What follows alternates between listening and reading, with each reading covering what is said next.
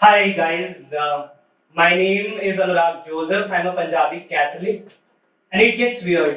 Punjabi Catholic सुन के बहुत लोग सोचते हैं अरे भाई ये कैसे होता है। मेरी मम्मी का नाम सबसे पंजाबी नाम पॉसिबल है। मेरी मम्मी का खूबसूरत जो नाम है पम्मी और मेरे पापा का नाम है यूसुफ। लोगों ने खान साहब बुलाते हैं।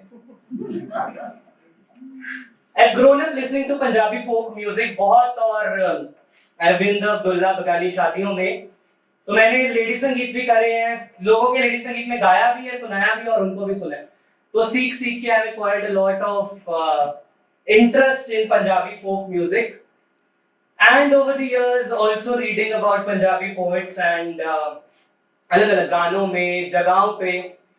तो मुझे बड़ा दुख होता है जब मतलब रिप्रेजेंट करा जाता है पंजाबी म्यूजिक को इन बॉलीवुड और इन जनरल। पता नहीं लोगों को क्यों लगता है कि पंजाबी कुछ भी करते पीछे बल्ले बल्ले टुर बजता है।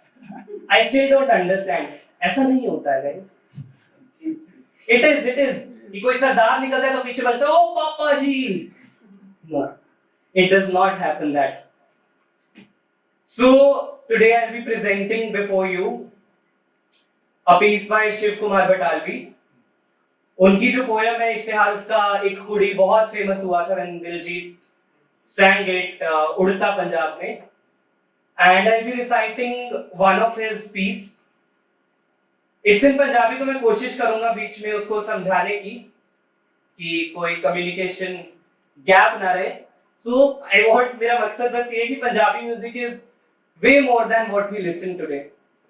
And I heard जब मैं बचपन में सुनता था the before you know bicycle चलाई जाने हो, बाईसाइकिल चलाई जाने हो, ओ ताड़ी की लगदी जिन्हों पीछे बैठाई जाने हो।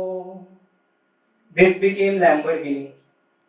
Sorry guys, you had to go through it, but I'll try to present before you a piece by Shiv Kumar Batalvi. एक बहुत फेमस इंटरव्यू है शिव कुमार बटालवी का YouTube पे, अगर किसी ने देखा है। It has this piece and it's called की पुछ रहे हो हाल फकीरा दा। So I'll be singing it. की पुछ रहे हो हाल फकीरा दा,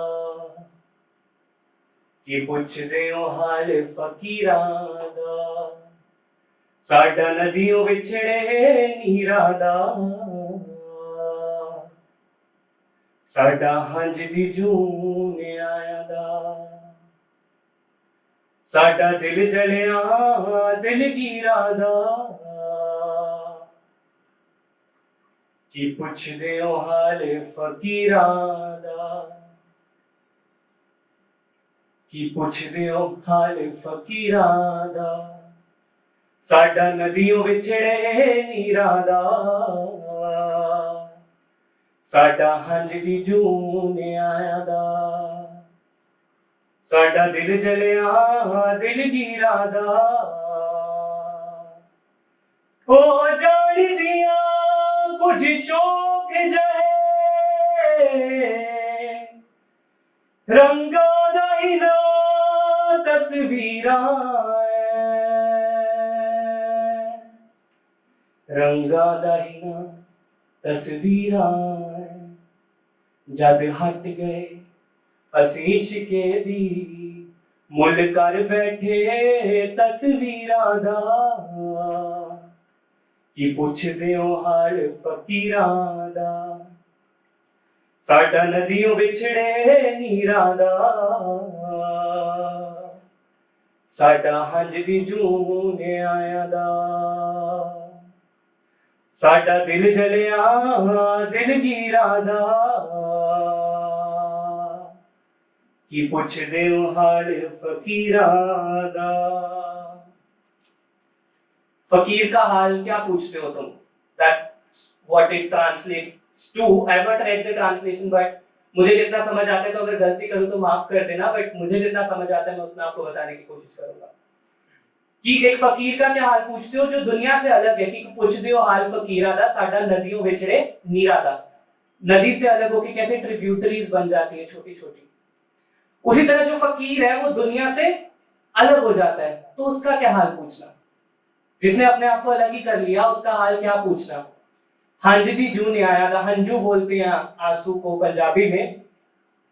तो somebody who is born out of sadness, जो हंजू में से निकला है, वो इतने दर्द में से निकला, इतना गमगीन है, उसका हाल तुम क्या पूछोगे। और आगे जो पार्ट आता है जो मुझे बहुत पसंद है, ओ जानती ना कुछ शोक जहे रंगादा ही ना तस्वीर आए।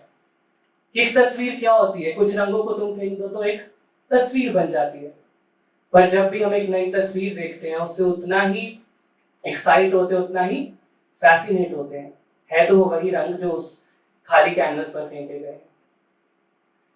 आगे आता है कि तलाश करते, एक फकीर बनके तलाश करते, किसी भी चीज की जब हम तलाश करते हैं, हंटिंग फॉर समथिंग, पर्पस हो, प्यार हो, मोहब्बत हो, कुछ भी हो, we are searching for something, तो वो चीज हर बार मिलती नहीं है। तो इसके अंदर लिखा है कि आगे जब आता है, मेनू लखा दा तन लब गया, तन यानी शरीर, मुझे लाखों शरीर मिल गए पर एक में भी मन नहीं था।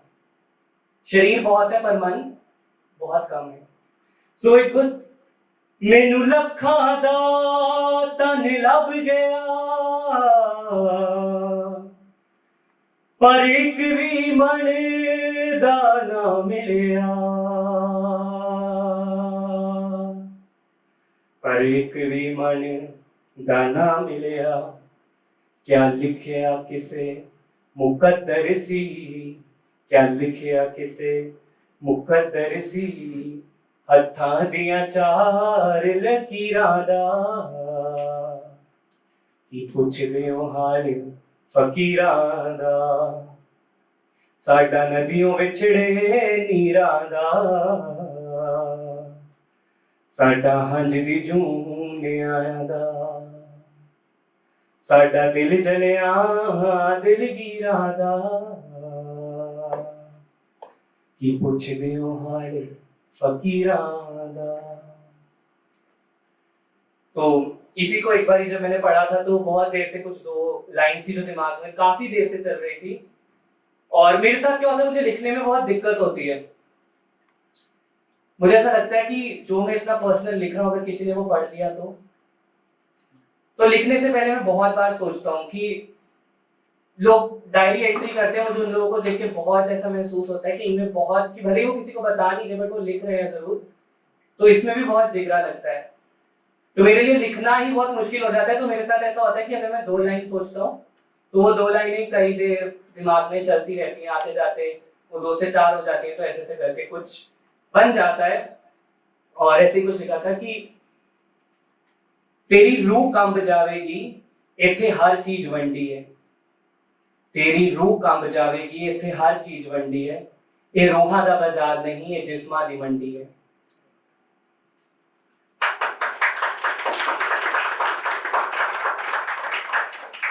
तो पढ़ते पढ़ते ऐसे ही आज मैं सोचा था मैं क्या करूं, तो ओपन माइक और ये सब कभी मैंने दिल्ली आकर नहीं किया था।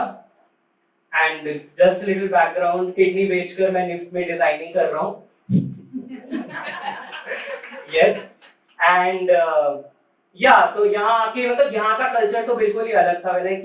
मैं पूरा सोच के आया था कि नहीं सबको पोइट्री सुना दूंगा इतनी कि सब पंजाबी बोलने लगे by the end of it. पूरा मिशन तय करके आया था, बट यहाँ आके मेरा भी नॉर्मली बोलना ये हो गया, हाउ आर यू या, how are you doing, yeah, let's go to that place, yeah, it's so nice, the weather is so good today, so many of you are looking at me, yeah, it's fun।